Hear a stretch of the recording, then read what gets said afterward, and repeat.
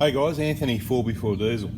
This is why autos are better than manuals. Well, not always. There's lots of pros and cons, but this is a big reason that deters me away from having a manual.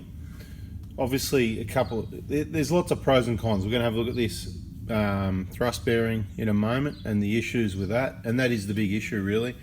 They've got holes in the bell housing. It allows air in or dust in or dirt in, mud in, water in, whatever, right? So maybe it's air holes for cooling, whatever.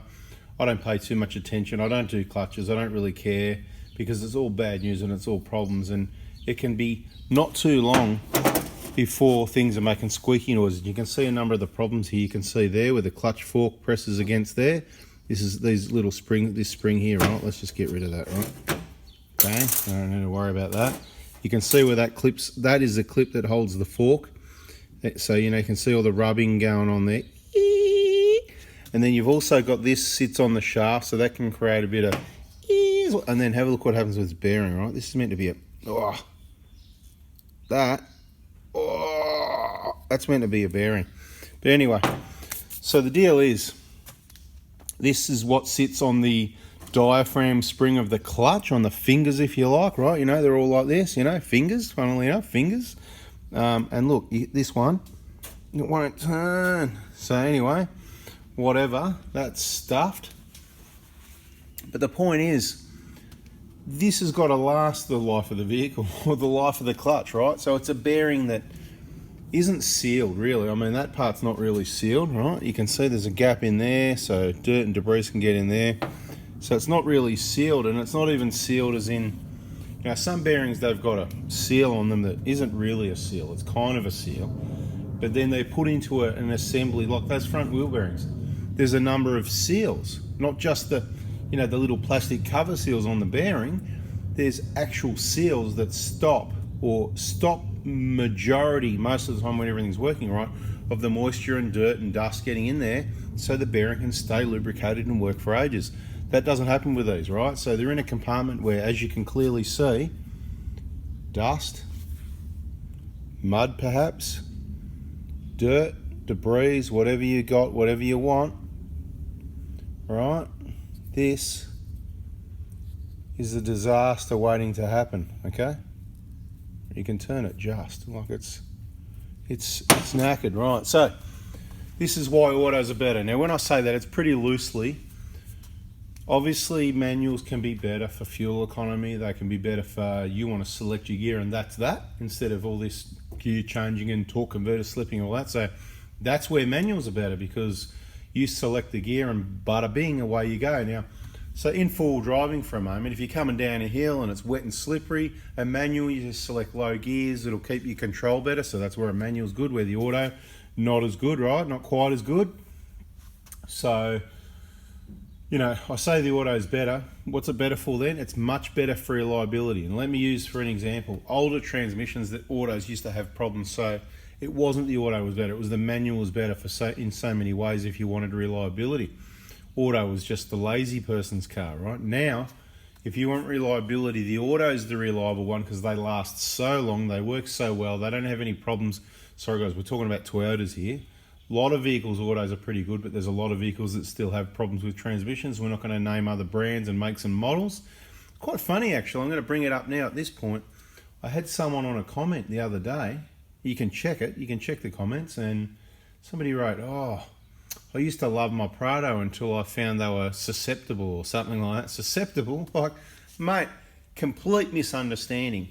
The Toyotas and the Prados are the best option. Now, everything's susceptible, if you like, whatever that, you know, however not sure what the word was or the spelling, but it just seemed a bit whatever. So I'm not sure. I think I know what you mean though, right? Every vehicle, every make and model can have a problem eventually, right? But the bloody Toyotas are the best, especially the Prado. So if you're watching this video, don't misunderstand the information.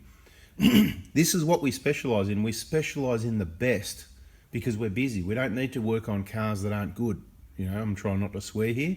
You know, vehicles that are not very good, that have some problems, that would make us way too busy. That's what other workshops need to do, because You know, a lot of places they're not that good, and therefore they only get customers because everybody's desperate. I mean, look how many people are, and look how many vehicles there are. Do you see workshops popping up all over the joint? Do you see, you know, there's an abundance of technicians? No, there's a shortage, and what there is, there's not a lot of good quality, unfortunately. That's why everyone, whether they're in the trade or DIY, should be watching, because you can pick up a lot of information here. But I suppose what we've got is a lot of people that want to do their own because they've had those bad experiences, right? Anyway, back onto the topic. So clutches, good for gear selection, good for hill descents, but in the same as it's good for the hill descent, that doesn't really happen that often, that it's wet, slippery, muddy, losing control where you really want a manual. What happens more often is you're going up a rough, stocky hill, rough, rocky, and sometimes first is too low, you know, and sometimes second's a bit too high. You want to be between first and second, going up a hill. That's where the auto's good, because you can vary your speed. You'll usually be in second or third, low range. Let's say second at the moment. And you can vary your speed. You can slow it down without it needing to go to first, and you can speed it up. You know, that's where you've got a good variable with the autos, and smooth power delivery. So with a manual, perhaps you need to keep the speed up so you don't stall it. You know, with the auto, you can just slow it right down, and you can get back onto it gently. Smoother power delivery, so less wheel spin when you're trying to get up those hills. So I think the auto is better for getting up the hills. The manual, not as good. I mean, it does the job. Don't get me wrong. People are going to sit there and go, man, I get a manual, I get up all the hills. Yeah, I get that. I'm just saying what's easier. And when the circumstances are there that would make a difference, then that's what the differences are. So deceleration, coming down the hills, manual's awesome. Towing, manual's awesome, because you know it. You select your gear and away, set your cruise control, away you go. There's no funny business about, you know, you come to a hill and it's going to slow down, so you're best to deactivate it and just hold it at speed, or let it slow down by your foot, because I don't know if you've noticed, but watch your coolant temperature, directly related to your EGTs, that, you know, your engine temperatures, if you like. So if the coolant temp's going up, then the engine's working, and it can go up quite quickly. You'll see a degree every few seconds. That means things in the exhaust, in the combustion, are very hot. It's nitrogen oxide city. There's no EGR happening for that. Okay, so this is kind of a reason why I avoid manuals, because you can see all the metal parts that you just can't, it's not a serviceable situation without pulling the box out, right? You can't just lubricate that. You know, you've got this part here that could squeak, okay? You've got the bearing that could be sliding on the shaft here, squeaking. You've got the clutch fork on the back of there squeaking. You also got other wearing parts, the ball and whatever on the fork, right? So you got all these bits that can be, and as soon as you just touch the clutch, right, and take up that, it could be anything, right? But this is the problem. You can put a new one in, and 10 or 20 or 30,000 k's down the track, you could have that noise back, and it's so annoying. So if you don't want annoying noises, don't go for the manual. But if you do a lot of towing, if you're an on-roader, if you don't go out in the dirt, dust or mud, and you're not going to see any of this stuff, if you're on sealed roads and you're towing, definitely manual's probably for you. Obviously manuals are cheaper to buy. Another downside is with a manual, you don't know when it's going to let you down. I can tell you that with the 5 speeds in the Hiluxes and the Prados, whether it's the 1KZ, whatever the case may be, or the 1KD and the Hiluxes, generally you'll get, there's this magic number, it's about 230,000. It doesn't mean someone's not going to wreck one at 150, and it doesn't mean someone's not going to get 350. But 230,000 is quite common, where we see a lot of clutches get to, or thereabouts. That's where they've been replaced. Okay, so you might want to just replace your clutch every 200,000 as preventive maintenance, like you do your brake pads. You don't wait till they go metal to metal. The problem with the clutch is you could let it go metal to metal and then fix it later, but the problem is once it gets that low, the problem you have is it starts slipping. So if you go on Fraser Island with a 250,000 k car, and you're going to be working it a bit in the soft sand, or if you knew that it was already slipping a bit and then you took it full driving or into the sand, well, you're a bit of an idiot. You know what I mean? Like, you know, think about it. If you've got a slipping clutch, the only place you want to take it is to get it repaired. You don't drive the vehicle anywhere, because they can get bad really quickly. Don't take it off-road, okay? The problem you've got is you just don't know when it's going to let you down. So the best estimation I can give you is probably the 200,000 mark. The 5 speeds are good because they've got that cast snout cover on the input, right, of the transmission. but the bearing slides on. So generally, if you get all this grit in there, you'll get a few score marks on it, but you can just polish it up with some wet or dry and sort of give it a nice polish up, and happy days, no problem. And worst case scenario, it was damaged, you just unbolt it, you can change it for another one. The problem with the 6-speeds, they're all alloy. This is in the 120 and the 150, whatever engine you like. The 6-speed, it's an all alloy box, and the snout, the area that this slides on, we could use other descriptive words, but let's just leave that alone, right? So the part this slides on, that snout that this slides on, it can become damaged, scratched, scored, all this sort of thing, and then you can't repair it, and there's not much thickness of material there. Well, you can repair it.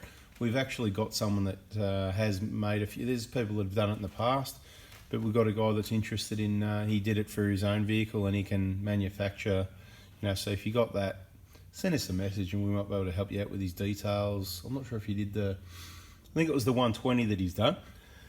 We're trying to work out if the 150 is the same, whatever, but he can supply that sleeve kit, and I think it's an oversized bearing or whatever to suit that sleeve. So it gets you out of trouble, but other than that, you have to replace the whole front, which I think is about $1,000. You've got to rebuild the whole gearbox, so it can be a real pain. Or you can just clean it up best possible and hope for the best, but you wouldn't, if you've been subjecting it to this sort of treatment and it's got damage and you clean it up and you put a new bearing, put it back together, more of this treatment, it's probably not going to end well. But if you were then to have it on road only, it'd probably be all right. Anyway, guys, that was just a bit of chit chat, so you know what the thrust bearing, that is the bearing that's inside the bell housing on the input shaft, connected to the clutch fork that pushes on the diaphragm string, which releases the pressure plate, which clamps the clutch plate between the pressure plate and the flywheel. Gee, it's amazing. I don't even do clutches, and I remembered all that. I haven't got any notes. It was just bada bing. So there you go. I even remembered everything, and without too much delay. That's the bit that causes the problems, that and related parts near it, for all those squeaking noises that you can hear if you've got a manual. I'm sorry. For me, autos are the go these days for this exact reason right here, right? So if they could get the software right, would be even better, for it to be selecting the right gears at the right time, torque converters locking up would be awesome. But the best auto at the moment is the 5-speed A750F. I still like that behind the 1KD.